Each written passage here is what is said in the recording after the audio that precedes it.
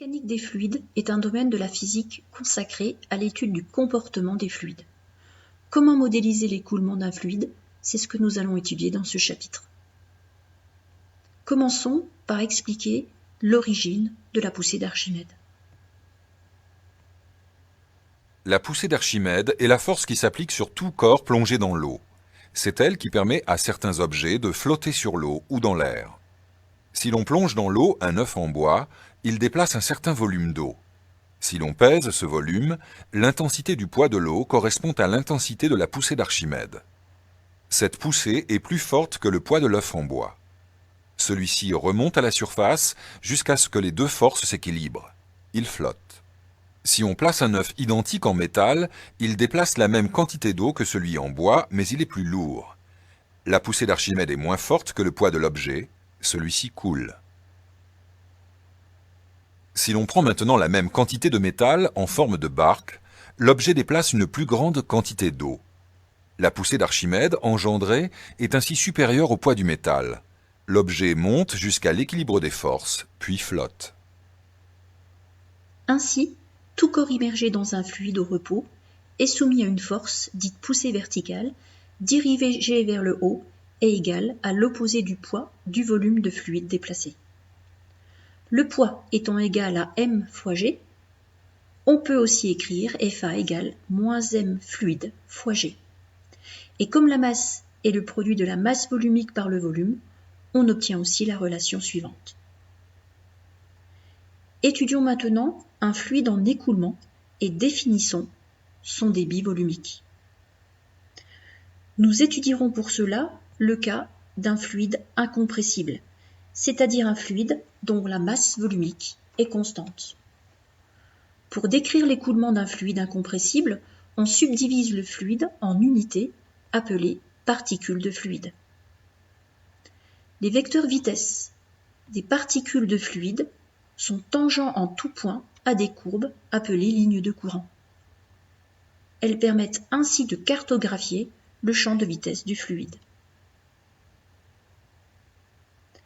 On s'intéresse ici à l'écoulement d'un fluide en régime permanent, c'est-à-dire quand la vitesse d'écoulement en tout point ne varie pas au cours du temps. Le débit volumique, dV, correspond alors au volume grand V de fluide qui traverse une section droite par unité de temps. Ce volume grand V est contenu dans un cylindre de longueur grand L, qui est tel que L est égal à V fois delta T, V étant la vitesse d'écoulement. En remplaçant grand L dans l'expression précédente, le débit volumique s'exprime aussi par la relation dV égale V fois grand S. Dans le cas d'un fluide incompressible, le débit volumique est le même en tout point d'un conduit. Ainsi, si l'aire de la section droite du conduit change, alors on peut établir une équation de continuité V1 fois S1 est égal à V2 fois S2. Si la surface grand S traversée diminue, la valeur V de la vitesse du fluide incompressible augmente. C'est ce que nous pouvons mettre en évidence dans la simulation.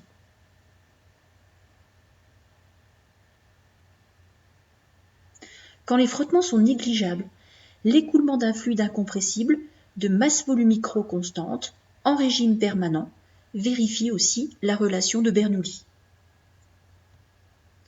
La relation de Bernoulli relie en toute position du fluide, appartenant à une même ligne de courant, la pression P, la valeur V de la vitesse, et l'altitude, petit h.